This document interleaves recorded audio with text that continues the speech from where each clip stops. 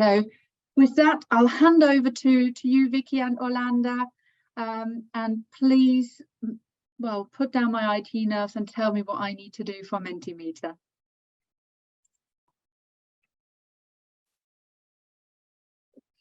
Orlanda, you're still on mute. Really?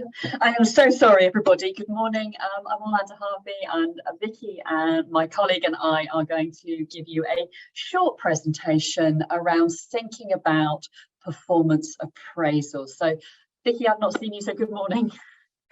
Good morning to you. I know we've been ships that pass in the night, but hopefully this is collaboration in action that we're demonstrating today. And I'm just going to share the slides for us too. Just bear with me. Hopefully you can see that. Okay, and your lovely picture of springtime. I was being optimistic when I put this together. But, what Vicky and I are going to talk to you a little bit about today, and it's just to give you some time to think about this as leaders and managers, is the appraisal system. The majority of us work in organisations where this is something that is part of our role as managers and leaders, and we just wanted to have a bit of reflective time and share some thoughts about the appraisal system, and also look at professional development and how is this linked to some things like team effectiveness and thinking about retention. So as the academic in this pairing, I thought I would start with looking at what the evidence base says. And one of the things I thought was really interesting, that there's a lot of pressure on leaders today to achieve both managerial goals, but also to go beyond and think about leading change. And of this, there's 4 building blocks that are needed for leadership. So personal awareness, goal awareness, contextual awareness, and team awareness. And when it comes to things like appraisal skills and thinking about the performance appraisal, then we're very much looking at goal awareness in terms of how all of the appraisals and the goals for individuals feed into those organisational goals or team goals, but also about how it feeds into supporting and managing relationships and leading people. And there is some evidence to suggest that actually we're going to have, oh sorry, Vicky, it's my fault. We're going to think about what appraisal is like. So there is some evidence that links team effectiveness to performance appraisal. And we're going to ask you for some views now and thinking about what you think. So we'd like you to share these views in the chat. What do your staff actually think about the performance appraisal? Is it a necessary evil? Does it have to be done? Is it a helpful chat? Because there has been evidence to suggest that across the world, people think of these systems as inadequate, biased, and even unnecessary. So I'm just interested in your thoughts, if you're happy to share anyone in the chat. Oh, Elizabeth, that's really interesting. So you don't have them. Alice, you're saying it's a bit of everything. And I think I would agree with you there in the experiences that I've had in the different organisations I've worked with. Does anybody else have any thoughts about what they think of the appraisal if they were to be honest?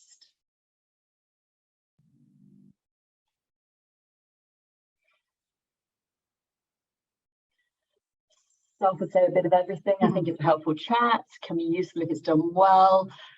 Has been more of a well-being focus. That's interesting. I wonder if that's something that's come out of COVID. I'm with Joanne on it depends who is conducting it. Paperwork exercise, yeah, that's very common that we hear that. Surplus to requirements if you have supervision, that's interesting. Can be helpful for new staff. I like to know I'm meeting expectations, so absolutely, they can be really good for planning. Not much difference for routine supervision, a bit of a tick box, but they can be meaningful if there's feedback, yeah, absolutely. So there's some mixed experiences and some mixed feelings about monitoring professional progress, opportunity of reflection, absolutely. Helpful ticks, there's a lot of box ticking going on, and paperwork. I think the staff feeling that it's a paperwork exercise is quite an important one as well. I think that can happen a lot. So, well, we do have a think about it. Thank you so much, everybody, for sharing your thoughts. Vicky, are we? Yeah, brilliant. Thank you so much. Let me just move on.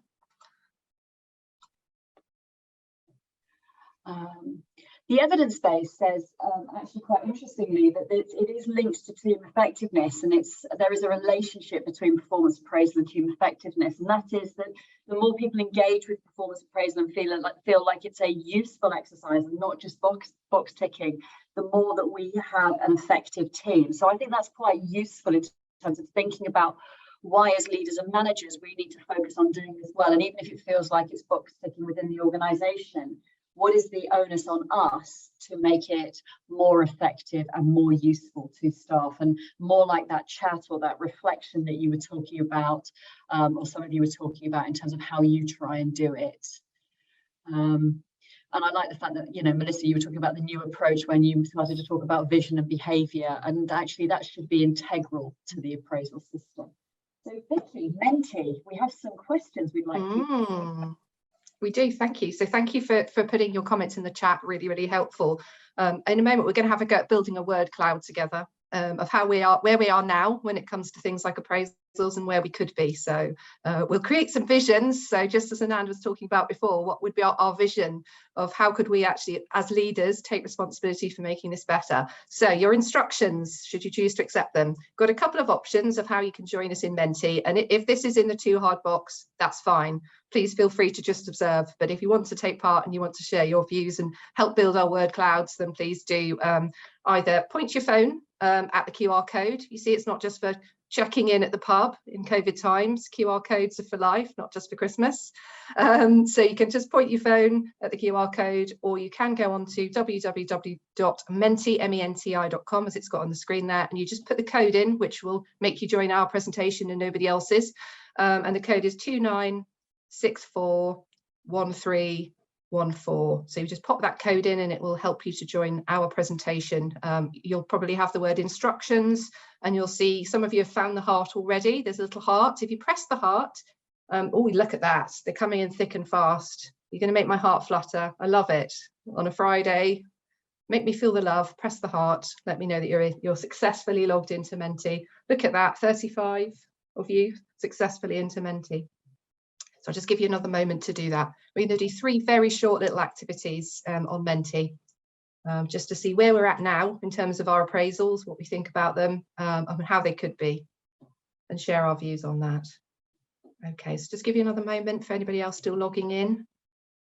Do put a note in the chat if you're having any problems, and the code is just at the top of the screen now. So it's 29641314. Okay.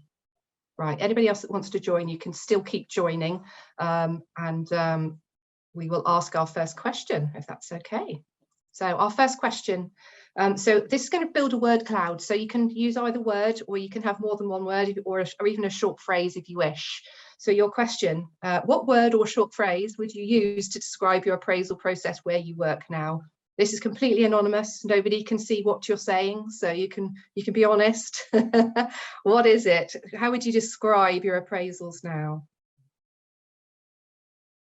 Starting to see some of the words we got in the chat before.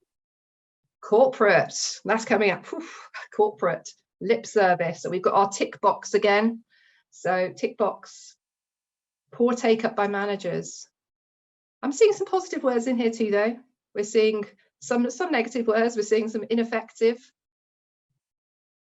Annual, interesting. We'll have a think about regularity of conversations in a minute.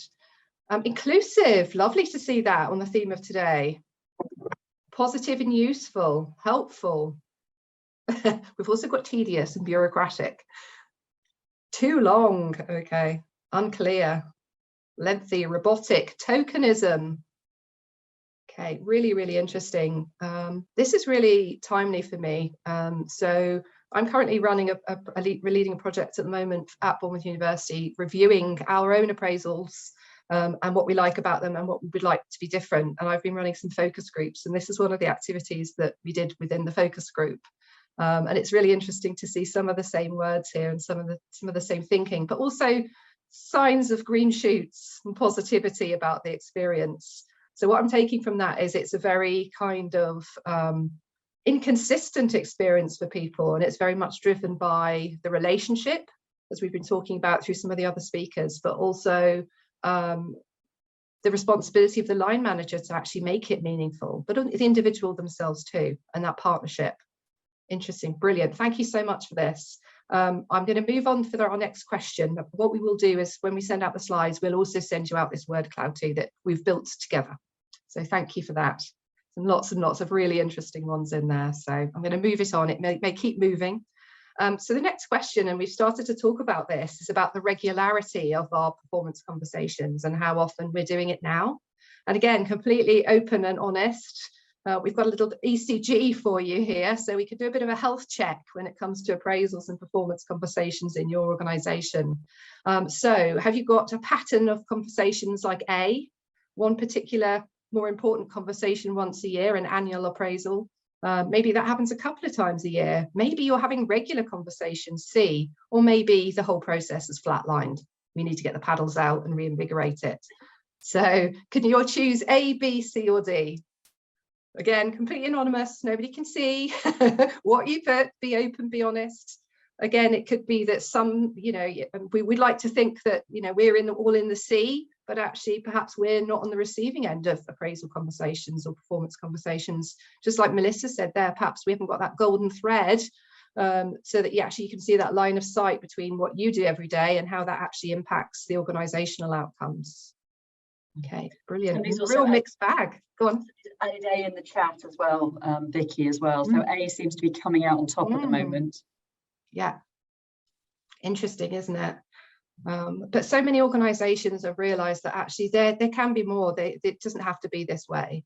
And if we're thinking about those psychological contracts that Paul was talking about, you saw that checklist that those of you that were here for Paul's talk shared. Many of those were about actually how we maintain those relationships, how we maintain those contracts with people.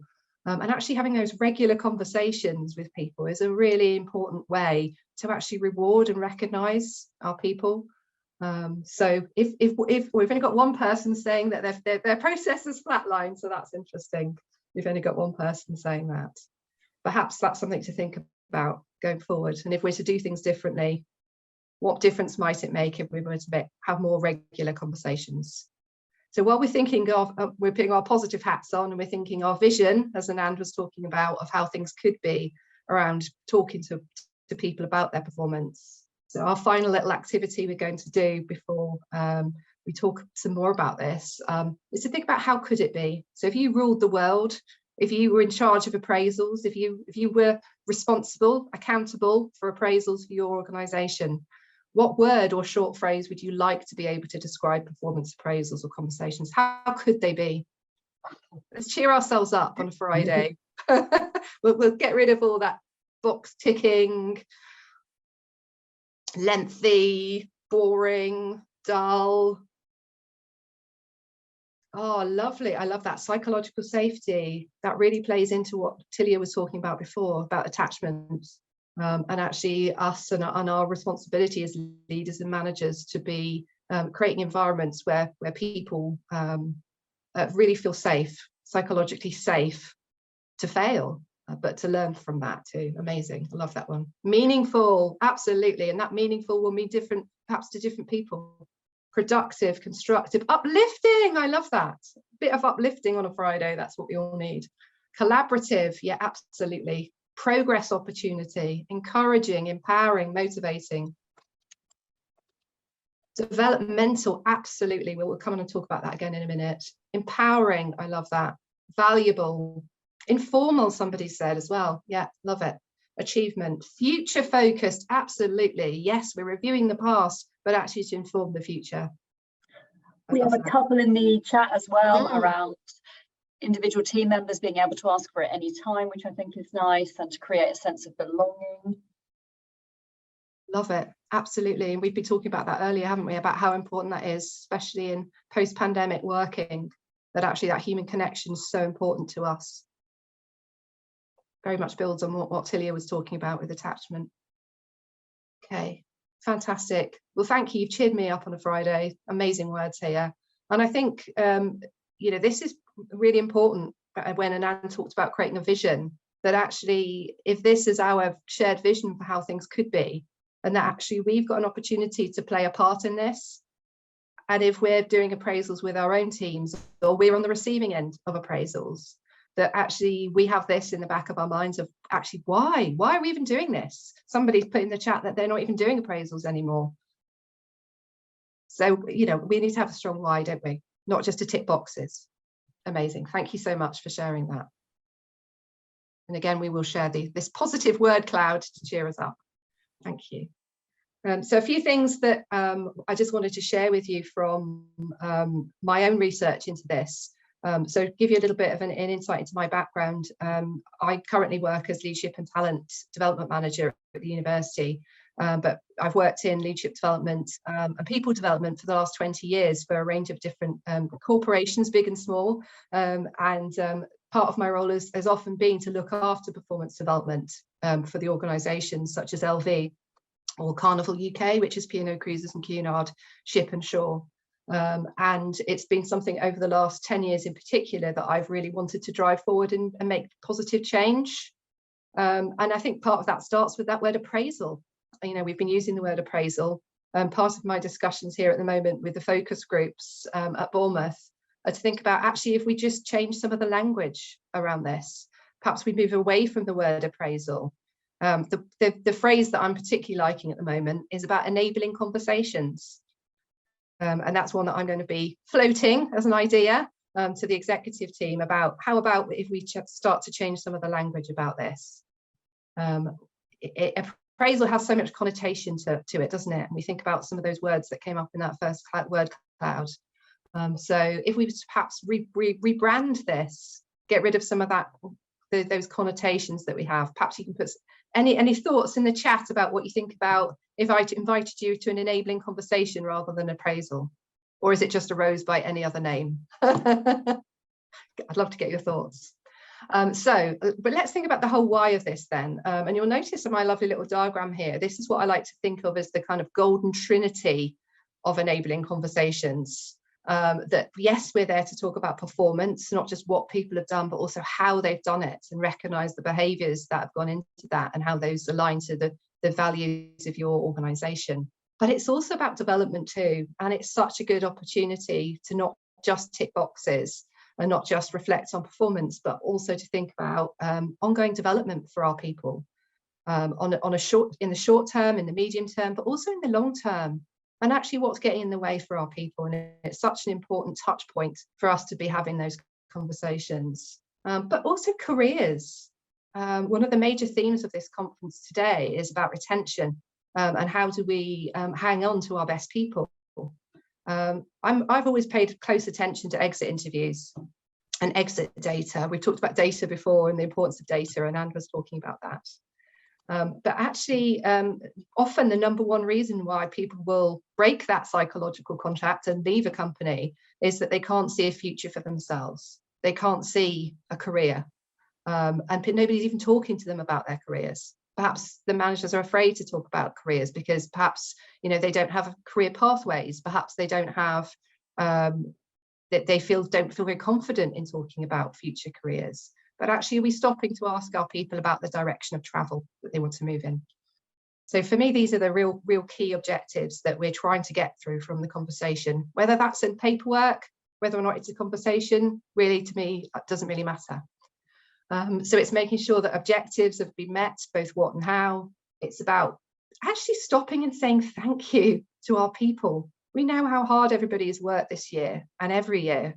And actually, we've had so many barriers to overcome. So actually, how do we give them that time and that airspace to reflect? We called this section sharpening the saw. And for me, that's what this is all about, is actually we don't stop enough and actually make sure that we are not working with blunt instruments, but actually we are stopping and reflecting on our own skill sets, our own capabilities, and that we're being as effective as possible, both through our performance, but also through our development. So then we've got that one that Melissa mentioned before in the chat there about actually setting new objectives for the year ahead and making sure that those are aligned to the organisation. So as humans, we need to know, and we like to know that what we do has a purpose. We like to know that actually our actions every day contribute to the bigger picture. So actually having objectives as part of our conversations that align to the bigger picture of our organisation is massively important. Sometimes refer to it as the golden thread.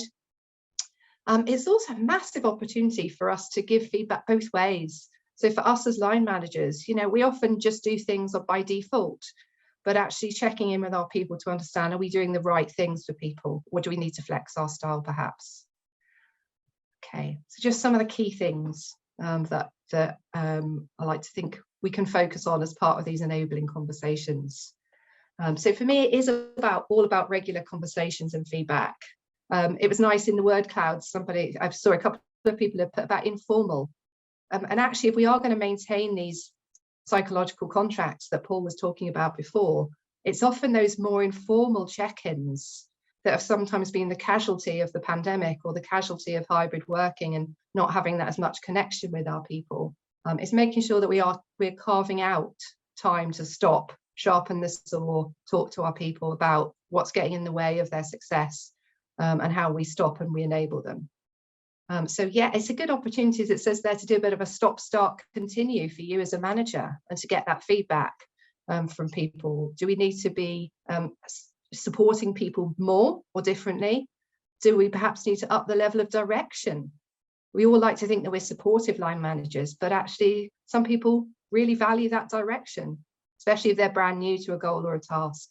So actually I find it when I'm doing appraisals for my team or enabling conversations, it's so important that I'm not just having to guess, am I having the right impact? Or actually are there some shifts that I need to make to enable my team to perform at their best? No surprises. I think I did see that on the word cloud as well. If we're having these regular conversations, so if we pick C on that ECG that we looked at before, then it isn't a surprise to people. People are going to know in our annual performance review how they're doing already. They're not going to turn up and be suddenly surprised that they are mysteriously underperforming, but nobody's ever told them this. So no surprises is a really important principle for that. And if we're having these regular conversations, there aren't going to be. But it's such an important touch point for us to actually take the time to talk to our people, to listen, but also to talk. Okay. So a final little bit from me before I hand you back to Orlanda. It's just to kind of summarize some of those things that we talked about. And I love this picture, and I love seeing the kind of the rapport between these two. And I think part of some of the things we've lost in hybrid working, or not being with our teams as much as we have been over the last couple in the past, it is about this actually having this face-to-face time. And I would urge you, those of you thinking about appraisals at this time of year or perhaps in January, to think about making sure that we're making them face-to-face where we can, so that we can really have that connection with our people, because it's such an opportunity to really actively listen to what's really going on with this person and what might be getting in the way of their success, listening with our whole bodies, listening to what they're saying and to what they're not saying. It's also a real opportunity to be asking powerful questions and transformational questions. Somebody put in the word cloud about future focus. So actually, how do we make sure that we are helping to transform our people through our conversations? How are we being curious and interested? How are we adopting a coaching and an enabling style so that it's a two-way discussion? Okay, I'm going to give my voice the rest. I don't know if you can hear, I'm just getting over COVID. I've had it for the last couple of days. I'm finally negative, but I'm still struggling a little bit. So I'm going to hand you over to Orlanda, who's going to share a really fantastic tool called a mining conversation. So over to you. I'm going to mute myself for a minute and hand over to you, Orlanda. Thank you, Vicky. So one of the things we thought we'd do, having given a kind of big picture, holistic view about appraisals and the process, is also share with you a very, very pragmatic tool that we can use perhaps to have a supportive conversation when there's a challenge or a problem, because the appraisal should be a very positive experience, but it is also one of the tools for managers and leaders to be able to address things like objectives not being met. So it might be that you've got a team member who's doing very well, but they're making no progress on one objective, and actually you believe they're actively avoiding it. So I'm going to turn to the work now of Susan Scott. Vicky, are you thank you very much, who talks about the conversation being the relationship, and remembering that when we've got this kind of conversation to have, there should be some rapport building going on, thinking about how this is going to be their agenda and that we're going to encourage them to talk to us, but we are going to address the problem that we've got in front of us. So we call this a mining conversation. And most of the time when we're working in this type of conversation, we have this positive intent. There's a quote that comes from Indira Gandhi about maintaining the positive intent, even when we feel the person we're working or supporting isn't particularly positive or isn't doing something, because most of the time the individual knows the solution to the problem. So this is about you as a leader being able to assist in resolution through listening and not solving their problem, but helping them. And this is hard, particularly for managers and leaders who are trained to problem solve. It's a default program, it's what you do, it's why you're in the roles you're in. But in order to help somebody else who's perhaps not achieving something, we have to sit back and find out first what is going on, what that's about. So there are 7 steps to a mining conversation, and they're actually quite straightforward in terms of what we do, but they can be quite challenging in how we do them. So we have to identify the issue that's going on and clarify that. We have to think about the current impact on the day-to-day work of the individual in terms of the issue, future implications, think about how much is down to them as the individual not completing it, working through to an ideal outcome and a commitment to action as part of this conversation. And this is why I'm very much with Vicky on this isn't something that we do once a year at the appraisal, that we can use this type of conversation at different times to help somebody who's genuinely not working on an objective that they need to do to be part of the team's effectiveness or team's objectives. So I'm going to show you the steps, and I'm going to use an example alongside that so that we can think about what this actually means. So when we're identifying the issue, at the appraisal conversation, we can have a nice opening conversation about what's the one thing we really should talk about at this meeting. What do you want to tell me? So I might say to Vicky, what's the one thing we should talk about today, Vicky? And Vicky might say that she's been doing, I don't know, some amazing work with leaders and managers in the organisation, developing a coaching programme. And she might tell me all about that. And it's a very strong thing, and I can give positive feedback. But I can also say to her, what's the one thing you hope we don't talk about today? What are you avoiding? What do you hope I don't want to bring up? So it might be something like, I don't know, there's another objective about bringing in an e-learning program for leaders and managers, and you kind of know the member of staff has been avoiding this. So you might then talk to them about, well, why don't you want to talk about it? What's the problem with this objective? Is it something that's worrying you or concerning you? And start to have that kind of coaching conversation about, well, what is it the issue around this objective and the impact? So for example, if we're talking about the learning, it might be that someone has a dislike themselves of e-learning, doesn't think it's valuable, or whatever you've tasked them to do, they don't think is important or is something that's going to be useful to others. So then you can start unpicking, well, what about that does it mean? And actually, if we asked you to start focusing on it, how would it impact on your day-to-day work? We also need to think about future implications, because if it's somebody's objective and we're asking them they to do it, then they themselves will know it's part of their job. But deep down, they'll know that it's not going to suddenly disappear. So we can talk to them about, well, how would you feel if this issue wasn't addressed? That if we didn't do this objective, how would you feel if it was addressed? What do we need to do? And how much of it is down to you to complete it? So Susan Scott very much focuses on the personal contribution. So what we're looking at in terms of the example I gave about the e-learning and not buying into it, well, that issue is all down to that person's response to the task, what they feel about it. So it might be that actually if they believed in it, they're very effective and could do it. But the fact that they don't is what they're resisting. And that's that resistance to, you know, bringing in something they haven't got buy-in for themselves. So your job as the manager and leader is to coach them through that. So you might get them to think about things like their ideal outcome, you know, and it might be that they would say, well, actually, the ideal outcome is we don't have to do e-learning at all. But then you can talk to them about the fact that, well, why you want them to investigate that objective, what's important, And if they are resistant because they don't believe in the idea, maybe the first step is not to go and look at e-learning packages to bring into an organisation.